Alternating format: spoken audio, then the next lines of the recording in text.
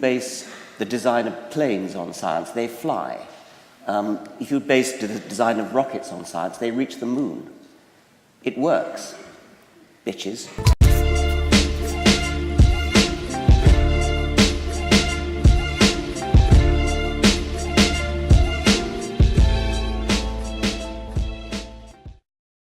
As Muslims, we have a right to bring up our children in accordance with our beliefs, which have served us over the centuries well. Now, I'll give you the same right to bring up your children in the way that you want. What about the rights of the children themselves? Well, the rights of the children come when they are they're old enough to understand the issues. Until they get to that age, it's the parents' responsibility and duty. Do you teach them that apostates should be punished? You may not share that, but that is my religion. That is the way I've been brought up, and I bring that child into this world, I educate him, I give him everything. It's my right to make sure that I bring him, and I take issue with that. You think that it's wicked, well, that's your point of view. I know that's going to make him a better human being, and what's missing is, when you talk about faith, you don't look at what faith teaches. First and foremost, what faith teaches is that, listen, you're a human being, so respect your fellow human beings. And I think that's an important point that you don't want to discuss. What is the penalty for apostasy? And that is the thing that you fail to discuss, and that's why you've got those prejudicial views about faith. What is the penalty for apostasy? What do you teach the children will happen to them if they give up the Muslim faith? Well, let's bring the debate back into Britain. What is the penalty for apostasy? I'll tell you what we will do, because we could go down this road a very long way, and it's obviously very important. Maryam Namazi was born in Iran before her family left in the wake of the Islamic revolution. You are part of the British Council of Ex-Muslims.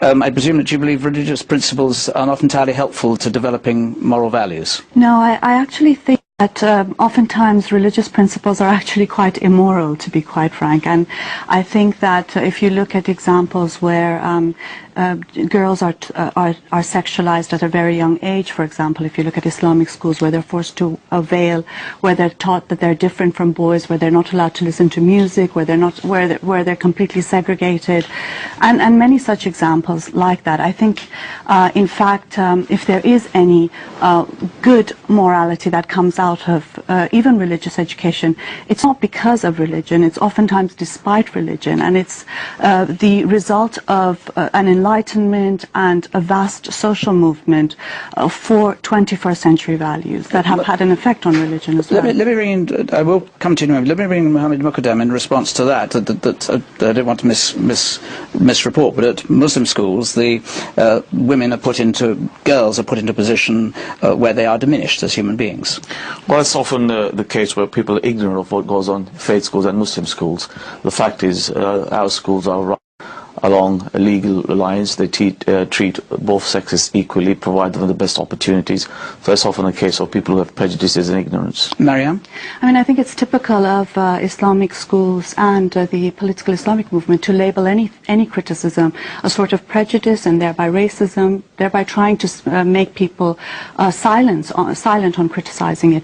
I think the issues are very clear. I mean, the head of the Islamia school, for example, was quoted in an interview saying that you're born a Muslim, you're always Muslim, you can't leave. And that's things that have been told to me untold times for having renounced religion and Islam. There is threats, there is intimidations. Just yesterday, a 16-year-old girl was killed by her father for refusing to wear the veil. I think Islamic schools very much do suppress and restrict girls. Richard Dawkins, from your perspective, presumably you wouldn't be entirely opposed at all to the idea. I would be thoroughly in favour of education in the Bible as literature. You can't understand English literature without the Bible. You can't take your allusions. And that's an aspect of what the bishop was saying. He's absolutely right. This is a Christian country. Historically, it's a Christian country. You can't understand English history or English literature without a knowledge of the Bible. And by the way, I think I should say that the act of collective worship, I don't approve of it, but nevertheless, the Christian religion, especially I think the Anglican religion, is benign by comparison. If a child at the end of its school career wants to give up religion, the church will quite happily say, okay, go your own way. The penalty for apostasy in the Christian religion is not death. There is no penalty for apostasy at all in the Christian religion. The Christian religion is comparatively benign, and we should respect it as such. Richard Dawkins, does a God-shaped perspective or set of values do any harm to the way in which children should be taught at schools? Thou shalt have no other God before me, thou shalt make no graven image, thou shalt keep the Sabbath holy. What on earth's that got to do with anything to do with morals? That's the Ten Commandments, or at least 3 of them. It would be deeply depressing if the only way children could get moral values was from religion, either from Scripture, and God knows we don't want them to get it from Scripture, I mean just look at Scripture, or from God, being intimidated by God. Anybody who is good for only those 2 reasons is not really being good at all.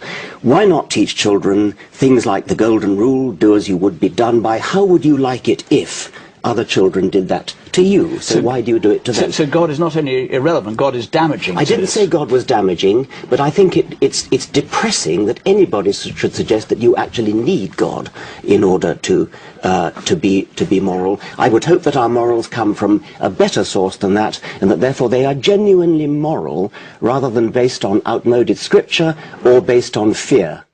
Professor Dawkins said, if a child is born into a family given a certain religion, when that child growing up basically knows more about their religion, and as they grow up they learn about other religions and choose, and they can... Are you saying that the fact that you're brought up within a religious faith doesn't prevent you being open-minded or adopting any religion or none? Not at all. It does not prevent me from being open to other religions. I, in fact, have come to this country and chose to put the veil on. I have come to this country without a veil on. So not so very wicked is the view. But what is the penalty for apostasy? What is the penalty for leaving the Muslim faith? To be honest, I cannot back that point up. Dr. Mukadam, what is the penalty for apostasy? And, before... We keep coming down this apostasy. Well, give us a quick answer on what is the penalty for apostasy. You very well know, if it's an Islamic country, then the Sharia is very clear. Apostasy is dealt with the death penalty. Thank you, that's all I want to hear. But what's the relevance between what happens in an Islamic country and Great Britain? I fail to see the connection. Okay, I'm going to bring some more voice. I mean, do you actually believe in your Muslim faith? Do you believe that Muhammad split the moon in 2? Do you believe that Muhammad flew to heaven on a winged horse, for example? I pay you the compliment of assuming that you don't. No, I do. I believe in miracles. You believe that? Yes. You believe that Muhammad went to heaven on a winged horse? Yes, I believe in God. I believe in miracles. I believe in revelation. I mean, the point here is that let's assume I'm wrong, Richard. I'm wrong. Let's assume I'm wrong. I'm wrong. I'm happy to concede that, Richard. I'm happy to concede it. I'm wrong. All religions are wrong. God does not exist. We're all mad.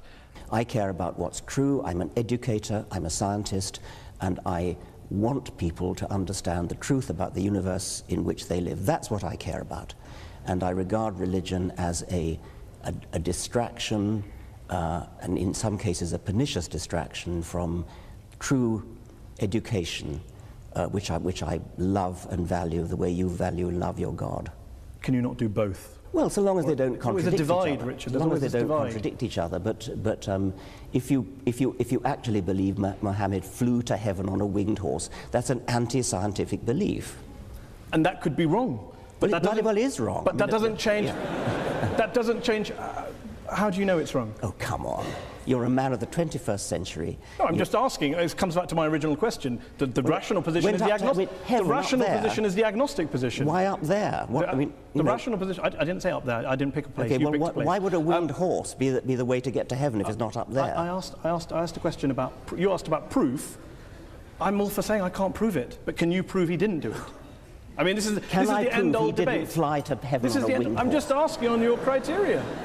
I'm just asking on your criteria. No, I can't prove it, and I can't prove it wasn't a golden unicorn. But I'm fascinated that you're rather talk about what animals the Prophet may or may not have used 1400 years ago, rather than talk about what Muslims or Islam is doing in the world today, good or bad. Well, that seems to be the distraction. If anyone's distracted, it seems to be you. Well, that's your view. I'm fascinated by how somebody, a respected, sophisticated journalist in the 21st century, can believe believe that a prophet flew to heaven on a winged horse.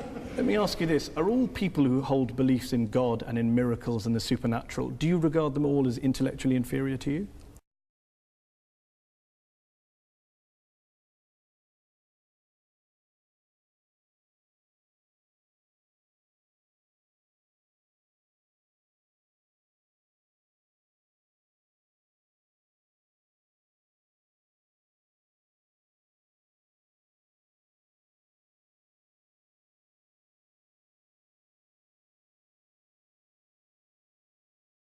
Teach the controversy rather than try and censor out the information that shows that evolution is questionable. Seriously, where did you study science? Well, see, that's the point. Scientists are now claiming that they're the only ones that can speak on this issue. It's almost like a religion in which only scientists are allowed to speak and teach on it, and to teach everyone else. And everyone else must believe what the scientists, what particular scientists say. Where is the evidence of evolution from one species to another species? The macroevolution. There's microevolution within a species, but not going from one species to another. Oh, really? If we had gone from that broad of an evolution, there should be overwhelming tons of material evidence, not just an isolated thing here and there. But again, there is not evidence. Almost every fossil you find is intermediate with something and something else. If that were the case, the Smithsonian Natural History Museum would be filled with these examples, but instead they're not. It is. And I just told you about Australopithecus, Homo habilis, Homo erectus, Homo sapiens.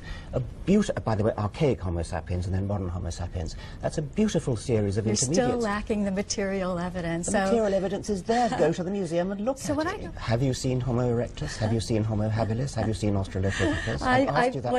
What I've seen is that in the museums and in the textbooks, that whenever they claim to show the evolution from one species to another, it relies on illustrations and drawings, no, it doesn't. not any material evidence. If they were in the museums, which I've been to many times, then I would look at them objectively. But there's a variety of opinions across the board among those who may not buy completely into the hardcore ideas of evolution. There are those who believe in different levels of evolution within creation, and that really shows kind of a creative independence within our movement that seems to be a bit lacking among those who believe in evolution and only evolution. And the ad hominem attacks to ad hominem attacks, ad hominem, it's the hardcore evolutionists that reject the idea of a creator that then pave the foundation for a very brutal society. Don't have good evidence of positive mutations being the ones that are then built on, because if they're a mutation, they're alone. So in order for something to rise up and have more of it, you need to have a good base to choose from. I think it helps to show that people are using their critical factories, and so we don't need to deny any facts, because the facts end up bearing out our beliefs. If evolution had occurred, then surely, whether it's going from birds to mammals or even beyond that, surely there'd be at least one evidence. Massive amount of evidence. Show me the evidence. What if I'm wrong? I mean, anybody could be wrong. We could all be wrong about the flying spaghetti monster and the pink unicorn and the flying teapot. You happen to have been brought up, I would presume, in the Christian faith.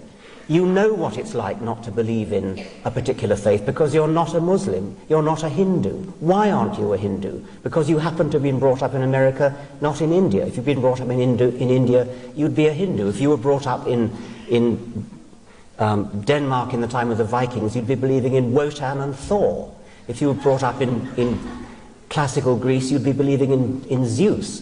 If you were brought up in Central Africa, you'd be believing in the great Juju up the mountain. I mean, there's no particular reason to pick on the Judeo-Christian God in which by the sheerest accident you happen to have been brought up, and ask me the question, what if I'm wrong? What if you're wrong about the great Juju at the bottom of the sea? Let's open up to the audience. We've been talking about God, evil, war, terrorism, bringing up your children, living a good life, religion and happiness, science versus religion. Who would like to answer the first question? Yes, you? If the Almighty God appears suddenly on the cloud or on the earth or part of the universe, what is your reaction? Are you going to believe or are you going to go against him? What would it take for you to believe in God, not just miracles? Yeah, I mean... Popping his head through the clouds. Yeah, that's the thing I've worried about a lot. Obviously... It would do wonders for the book. Would the world be a better place if religion disappeared tomorrow? Yes. Despite all the good things we discussed, do you recognise? It does make me chuckle that you mock me for believing in a prophet that flies into a heaven, but you believe in lots and lots of universes that you can't show me, prove to me, test to me in a lab, as a basis of getting out of believing in a God and a prophet. I'm astonished that you should compare the two. I'm comparing the lack of evidence for the two. Well, you cannot use your own intuitive common sense in order to diss physics. I mean, if you could do that, we wouldn't need physicists. I mean, they are very sophisticated people, they do mathematics. But there are physicists like Paul Davies who have dissed the multiverse theory as being nonsense. Well, Paul Davies would rather take the view that there's something mysterious in the origin of the universe, and that's another perfectly respectable physicist's view. Steven Weinberg, the Nobel Prize-winning physicist. It's respectable if a physicist holds a view about mystery in the universe, but not if anyone else holds it. If we're talking about the origin of the universe, that is a problem in physics, yes. Let's end with a couple of quick questions. If, as Christopher Hitchens, the late Christopher Hitchens wrote, religion is ineradicable, and as you put it, harder to get rid of than smallpox, doesn't this basically mean that whatever motivations you have, no matter how passionately you're driven and love for the truth, you are essentially wasting your time? I would never admit to wasting my time trying to propagate the truth, and I think I can claim a modicum of success with the people that I've read my books, the people who've attended my lectures. It's a doctrine of despair to say that we're stuck with religion for all eternity. The religions of ancient Greece and ancient Rome and the Vikings have all dead. Nobody believes in Jupiter or Thor anymore. And I have great hopes that the same is going to be true of the God of Abraham. My question is for Professor Dawkins. Considering that atheism cannot possibly have any sense of absolute morality, would it not then be an irrational leap of faith, which atheists themselves so harshly condemn, for an atheist to decide between right and wrong? Absolute morality, the absolute morality that a religious person might profess would include what? Stoning people for adultery? Death for apostasy? Punishment for breaking the Sabbath? These are all things which are religiously based absolute moralities. I don't think I want an absolute morality. I think I want a morality that is thought out, reasoned, argued, discussed, and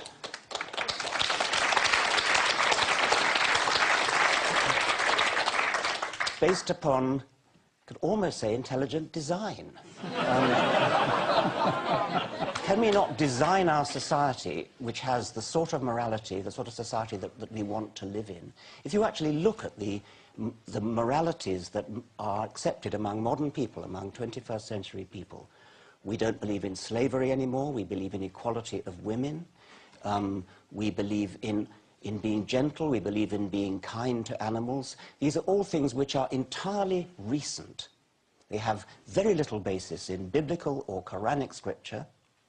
They are things that have developed over historical time through a consensus of reasoning, sober discussion, argument, legal theory, political and moral philosophy. These do not come from religion. To the extent that you can find the good bits in religious scriptures, you have to cherry pick. You search your way through the Bible or the Quran and you find the occasional verse that is an acceptable profession of morality, and you say, look at that, that's religion. And you leave out all the horrible bits. And you say, oh, we don't believe that anymore, we've grown out of that. Well, of course we've grown out of it. We've grown out of it because of secular moral philosophy and rational discussion. Tony Bird. The Darwin deniers always say we don't have enough intermediary species in the fossil history. Does this help that? Of course. I mean, that was true when Darwin himself lived. There weren't any. But they still say, show us the missing link. Where's your missing link? And there are quite a few of them now. And right. Ardipithecus is just one of a great troop of them which have been found. So, explain this to me. I mean, we all evolved, and we all have the same brain, basically, now. So how can some of us believe in this, not believe in, we shouldn't say that, because we don't believe in this, it's the truth. We studied this, and it's scientific evidence. But how can some people feel this way about it? And then there are at least half of America who thinks the world was created by a man in a cloud in 6 days who then needed to rest. I love that. He's so powerful he can create the universe, but then he's pooped. I mean, how can we have the same brain? I'm sorry to say we don't have the same brain. I mean, there's a great variation. One of the main principles of the Darwinian theory is plenty of variation for natural selection to work on. And there's sure enough plenty of variation in brain power. All the way from Einstein on the one hand to Sarah Palin at the other. And, you know, Mormons, I always thought Mormonism was too batshit to catch on here in a big way. But, you know, Glenn Beck, I don't think people realize this, Glenn Beck is a Mormon. Yeah. And I think Mormonism actually could be the new hot religion because, you know, Americans, those kind of Americans love that because it makes Christianity American. Jesus is from Missouri in Mormonism. I'm not making this up, right? Well, Joseph Smith made it up in the 19th century. Right. And he made it up in 17th century English, although writing in the 19th century. I mean, it's got charlatan written absolutely all over it, and how it can possibly have caught on and still be going strong and getting stronger, and even having candidates for president. Mitt Romney is a candidate for president. Yeah. And Glenn Beck is a candidate for Thorazine. But let me move on.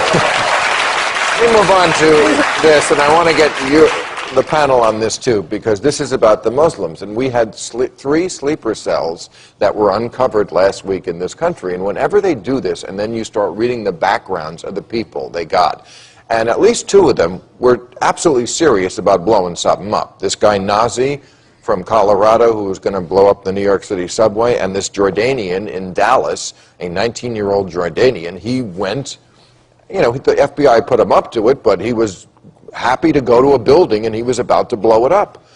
And when you read about these people, what to me is so scary is that, just like the 9/11 hijackers, they have this schizophrenia. It's not that they hate America. It's that they love America, and they feel guilty about it, I think. So during the day, they're eating the Chili's, and they're going to the titty bar, and then they get on the internet at night, and they want to atone for the guilt they feel for embracing the West in cyberspace. So you don't know who really is going to blow up this country. I don't think it's about the sex or the eroticism. It's about foreign policy decisions. It may be some inner turmoil about the sexuality, but there's far more sexualized cultures around the world. They could go to Dubai, for Christ's sake, Brazil. They can go to other places if they're uncomfortable with women's breasts, which you might be implying there. There are plenty of places they can go to get more of them on a daily basis. The problem is that they feel guilty about seeing women's breasts. But if you're talking about big anger that causes somebody to bomb something, that's about much more than carnal knowledge. That is about foreign policy decisions. It isn't just about sex. That certainly is in the mix.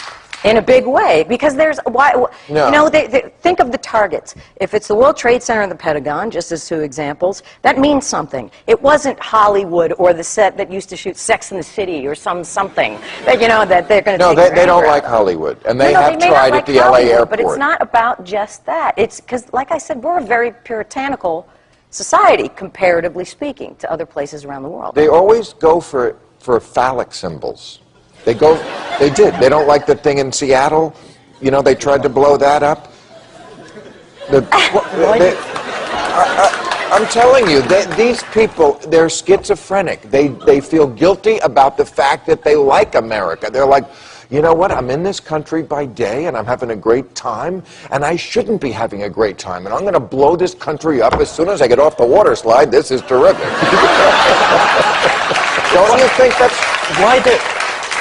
Why don't you just say it's religion? It's so obvious. I mean, why do it have to be either foreign policy or sex? I mean, these people have a holy book that tells them to kill infidels. Well, then why is it just the Americans whose the foreign policy decisions have been, you know, very much against their livelihood or what they see as the quality of their lives? There's plenty of other people they could be taking it out on if it was just religion. Yes, there's religion. Yes, there's sexuality. Yes, there's inner demons. But I believe that the type of anger that motivates a terrorist act is mostly about politics.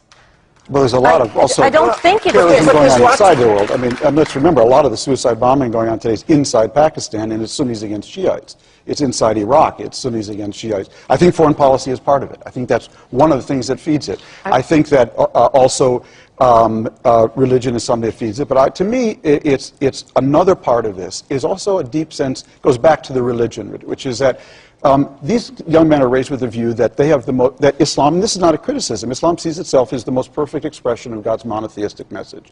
If I were to put it in computer terms, it sees itself as God 3.0.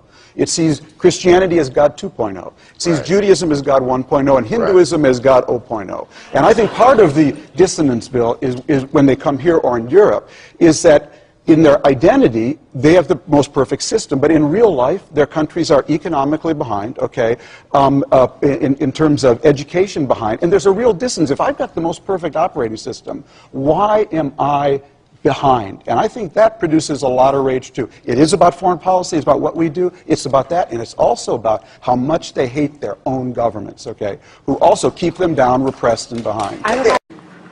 The Ten Commandments, which so many political figures in this country are trying to have hung up in courthouses and other public buildings, those people seldom actually know what the Ten Commandments are.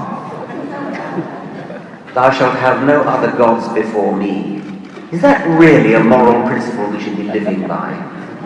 At the time when that was written down, the Jews were polytheists, or had recently changed from polytheism. They believed that lots of gods existed, and they were under very strict instructions to worship only one of them, the jealous God. Thou shalt not make unto thee any graven image. A moral principle to live by. Don't make any graven images.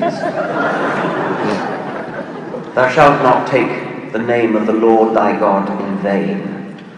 Are there better things to worry about?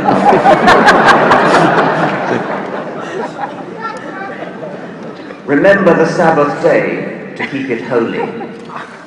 You may be familiar with the passage in Numbers 15:32, which I'll read to you.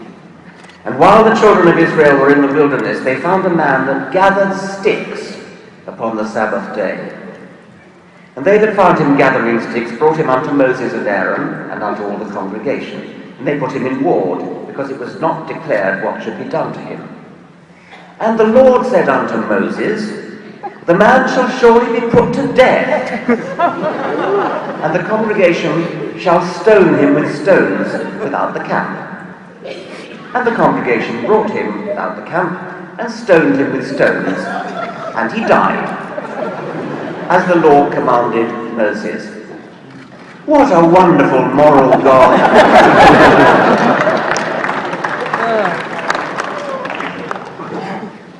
Honour thy father and thy mother. That's rather a good one.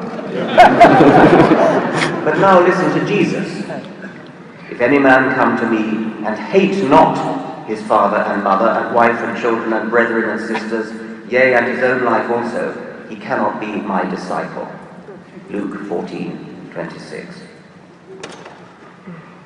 Well, finally, we come to what you might call the good commandments. There aren't very many of them. Thou shalt not kill, thou shalt not commit adultery, thou shalt not steal, and so on. Thou shalt not kill, well, that's a pretty good motto. But you may remember Christopher Hitchens' sarcastic remark saying, roughly, Moses came down from the mountain with the tablets, and the Israelites say something like, well, I like to imagine it in John Cleese's voice. Oh, I see! Watch out, not kill! Oh, how silly of me! We all thought it was a terrific idea to kill. Now we know better. Oh, silly me!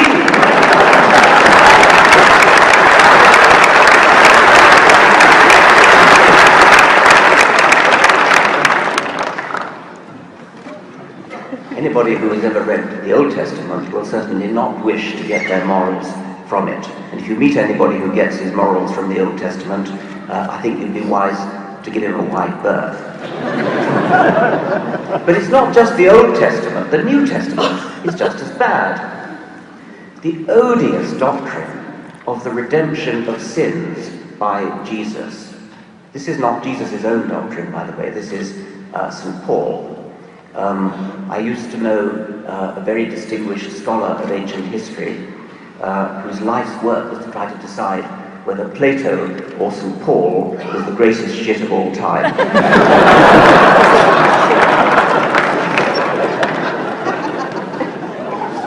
The doctrine of the redemption of original sin is roughly like this. God, the creator of the universe, the deviser of the laws of physics, of quantum mechanics, of relativity, this genius God couldn't think of a better way to forgive our sins than to come down to earth as his alter ego, his son, and have himself hideously tortured and executed so that he could forgive himself on behalf of all mankind, including future people, whether or not they actually intended to sin when their time finally came. Actually, according to Christian theology, it doesn't matter whether you personally sin, because whether you sin or not, you are born in sin. You inherit the sin of Adam. Adam, who we now know, of course, never existed. You inherit the sin of Adam, and it comes down to you, according to St. Augustine, via the semen of all your male ancestors since Adam. What a disgusting doctrine. We are all born in sin because of our remote ancestor Adam, who never existed, and the doctrine of original sin still goes on, even in churches such as the Roman Catholic Church, which presumably accepts that Adam never existed. It's typical, by the way, of the theological mind, even the so-called sophisticated theological mind, that even when it's given up factual belief, such as in Adam, it carries on with the symbolism as though nothing had happened. It doesn't matter if the facts are disproved. You rescue them by turning them into symbols or metaphors or parables.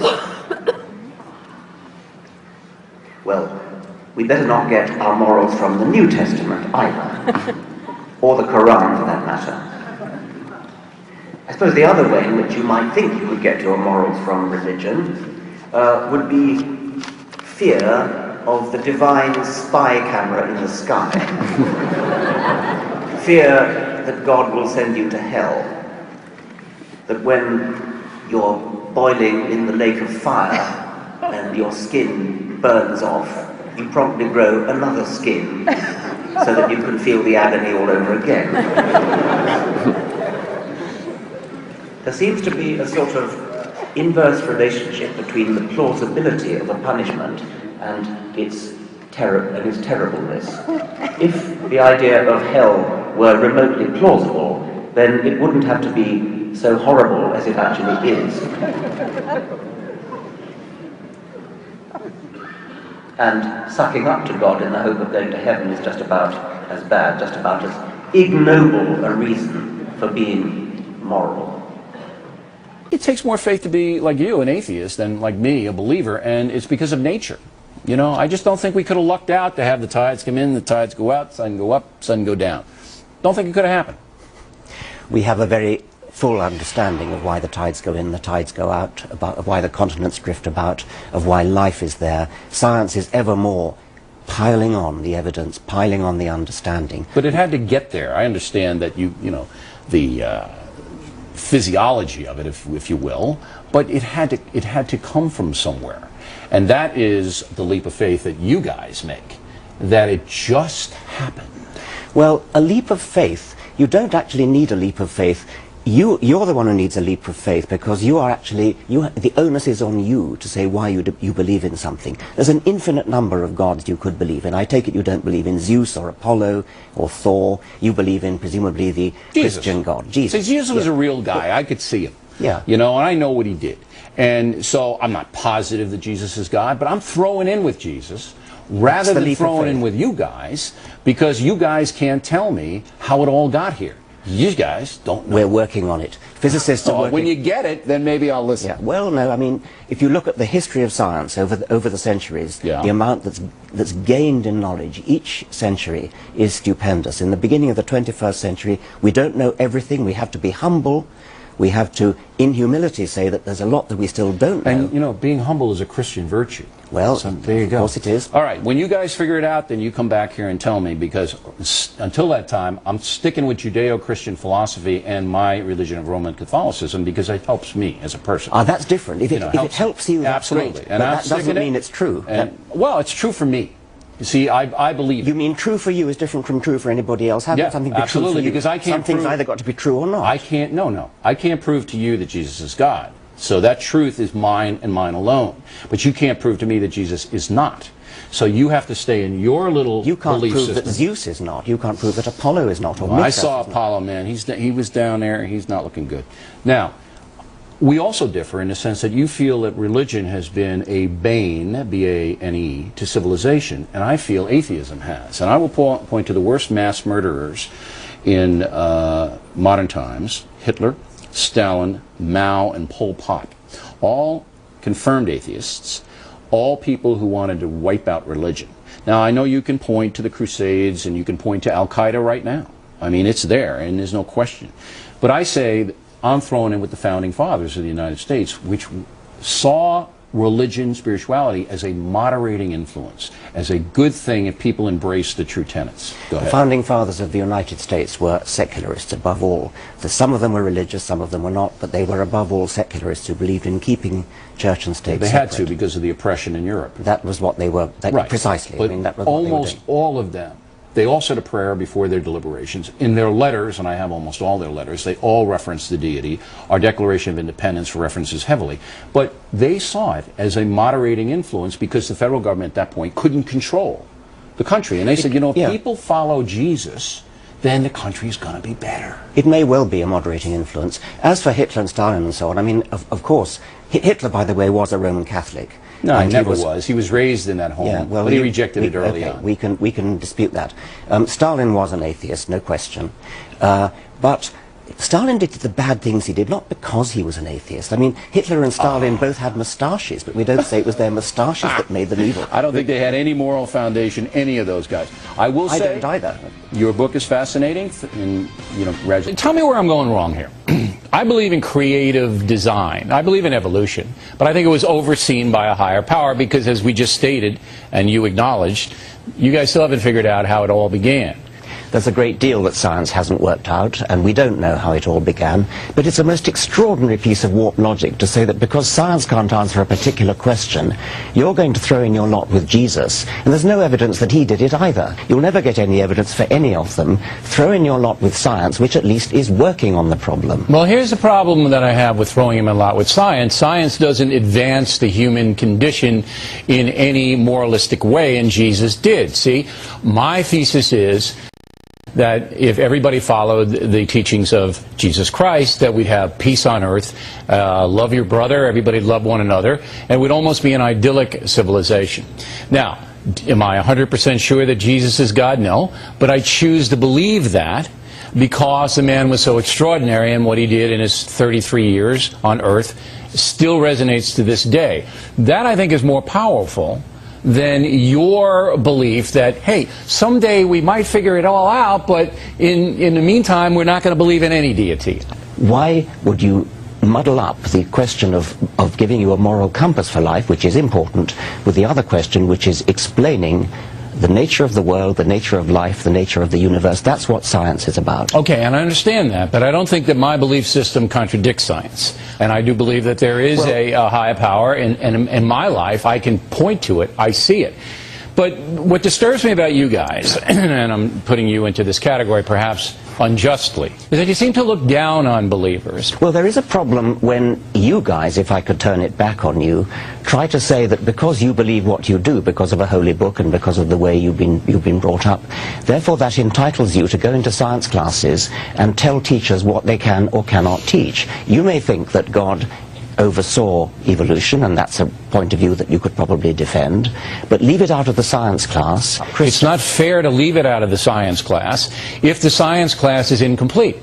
And you, by your own admission, say we don't know how it all began. So if the science class is going to say evolution only, but I really don't know how it started, that gap has got to be explored. You must see that it's quite a remarkable piece of illogic to say that because science can't fill a particular gap, therefore we have to turn to Christianity. You don't have to turn anywhere, you just have to present it. You don't have to turn to it, you present it. Will you listen to me and stop shouting at me? Well, turn your earpiece down. I'm not shouting, that's the way I usually talk. Go ahead. Okay, I know it is, I've been warned about it. Just because science has a gap in its knowledge, that does not entitle you to turn to any other particular alternative. Pick on a better science. No, that's fascism. For you to say that you can't mention fascism. Yeah. For you to say that you cannot, in a public school classroom, a science classroom, talk about brilliant men, and I mean brilliant, smarter than you, who do believe in a higher power, who do believe that there was an overseer of the universe. If you insist you can't even mention it, that is fascism, sir. What you called fascism was my statement that if science can't answer something, you should therefore turn to Christianity. That turn, if a particular scientific theory doesn't work, do some better science. No. You present in the science classroom all the alternatives that are legitimate. Now, Adam and Eve, you don't have to do that. All right, that's for the biblical portion of a theology class. But, as I said, there are more believers than non-believers, and that should be presented. I'll give you the last word. Science is unique in that it does base itself upon evidence rather than upon superstition, upon authority, upon holy books, or upon revelation. Thank you for watching, and if you liked the video, please comment, rate, and share the video and subscribe to my channel for more content. My Twitter and Instagram links are also in the description below.